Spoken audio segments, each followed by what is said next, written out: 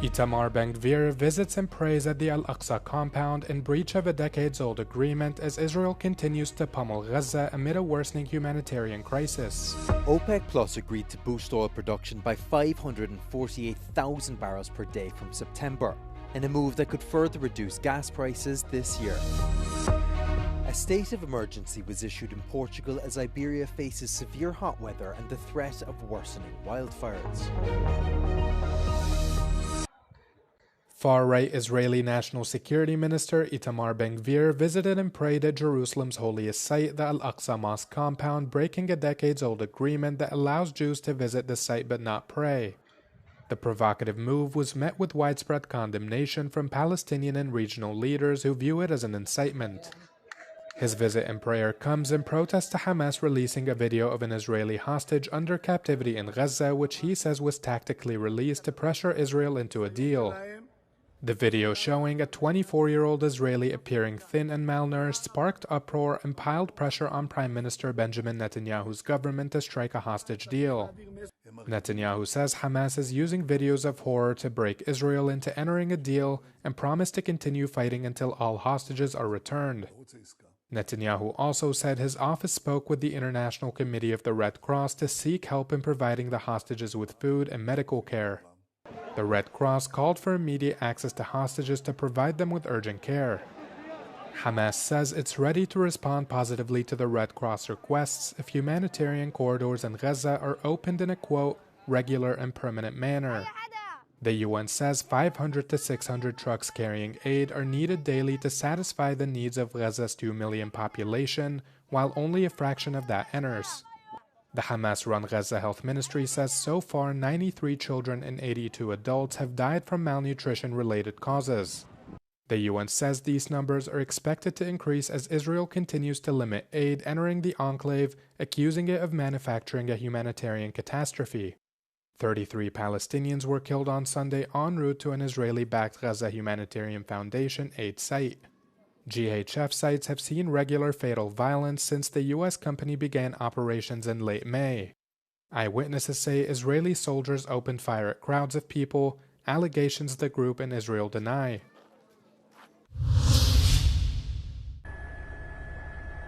Braving torrential rain, tens of thousands of demonstrators crossed Sydney's iconic Harbour Bridge, calling for peace and immediate distribution of humanitarian aid in the Gaza Strip. In addition to placards and Palestinian flags, participants carried pots and pans as symbols of malnutrition.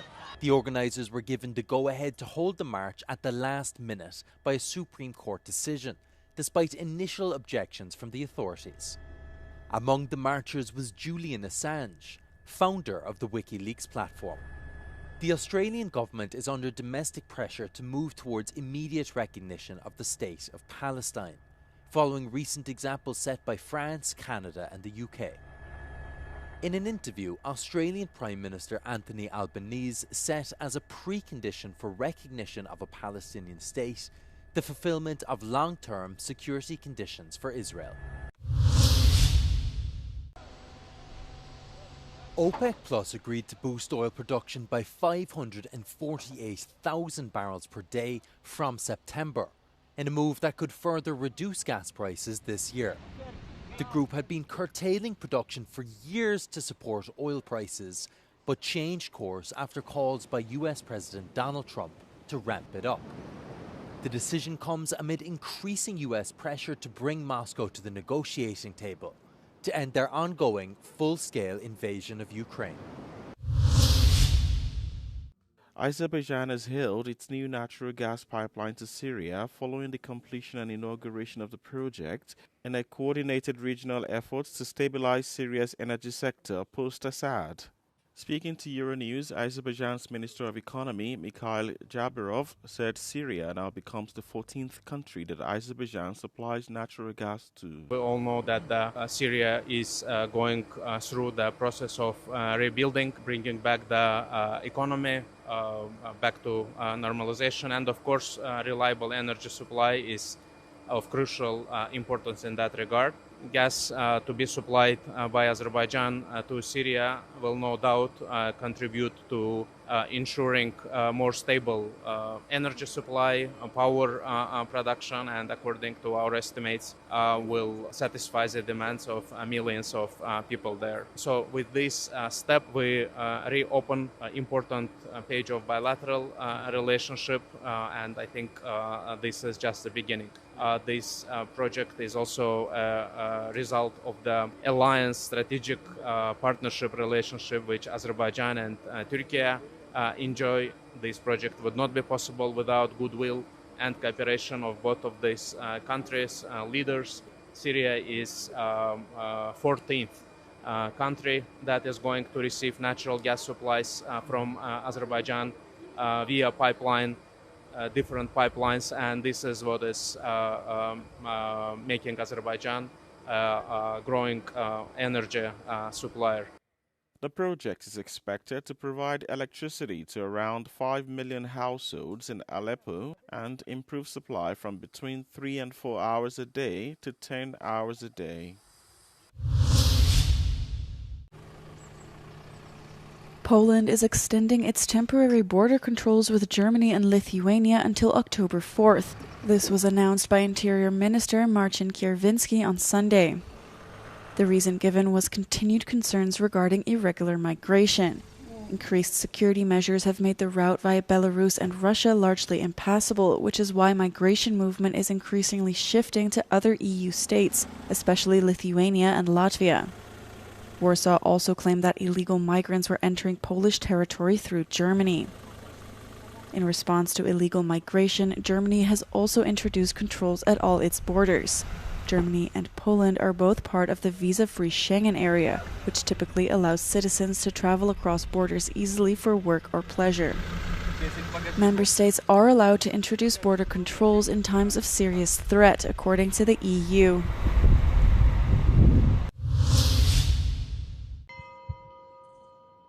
Pope Leo XIV urged over 1 million young Catholics on Sunday to spread faith and enthusiasm and make a positive impact on the world. During the closing Mass of the Jubilee of Youth, the Pope honored young people across the world affected by war. We are closer than ever to young people who suffer the most serious evils, which are caused by other human beings. We are with the young people of Gaza. We are with the young people of Ukraine, with those of every land bloodied by war. My young brothers and sisters, you are the sign that a different world is possible. Young pilgrims from over 150 countries travel to Rome for the Jubilee, one of the most important events of the Holy Year, originally initiated by the late Pope Francis. It marks Pope Leo XIV's first big encounter with the next generation of Catholics.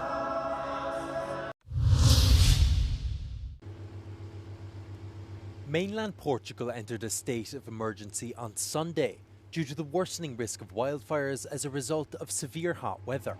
Maximum temperatures there are expected to range from 36 to 44 degrees Celsius. Forest fires continue to rage and threaten to worsen due to the weather. Spain will also experience high temperatures as a mass of hot air from North Africa hovers over the Iberian Peninsula. It's currently enduring the summer's second heat wave, expected to last until the end of the week.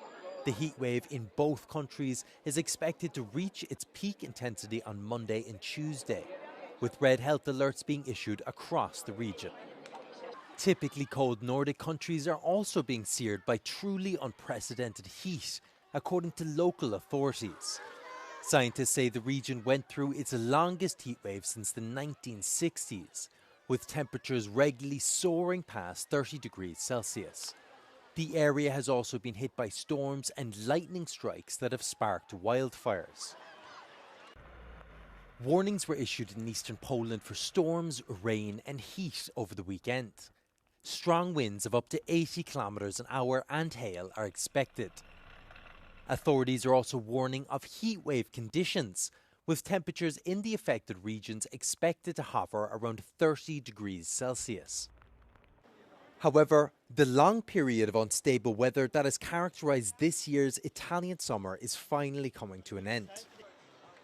After baking in heat waves across the country, rainstorms are now affecting several regions, particularly those along the Adriatic coast.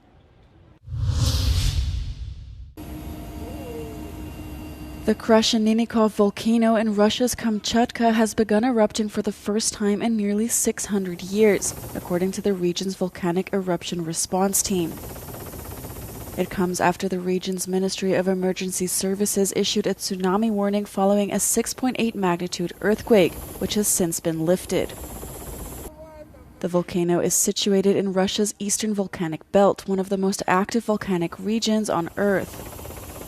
Scientists say Sunday's earthquake and subsequent volcanic eruption could be connected to Wednesday's massive 8.8 magnitude earthquake that triggered tsunami warnings across the Pacific.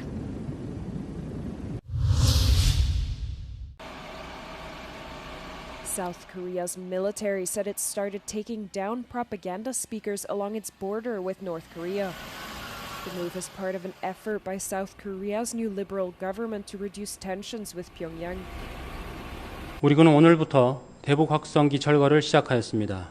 이는 군의 대비태세에 영향이 없는 범위 내에서 남북 간 긴장 완화에 도움이 되는 실질적인 조치를 시행하는 것입니다. The speakers, which would blare anti-North Korean propaganda and K-pop songs, had been turned on by the conservative government in June of last year. It had done so in retaliation for North Korea flying trash-filled balloons across the border. North Korea has not yet commented on South Korea's decision to remove the speakers.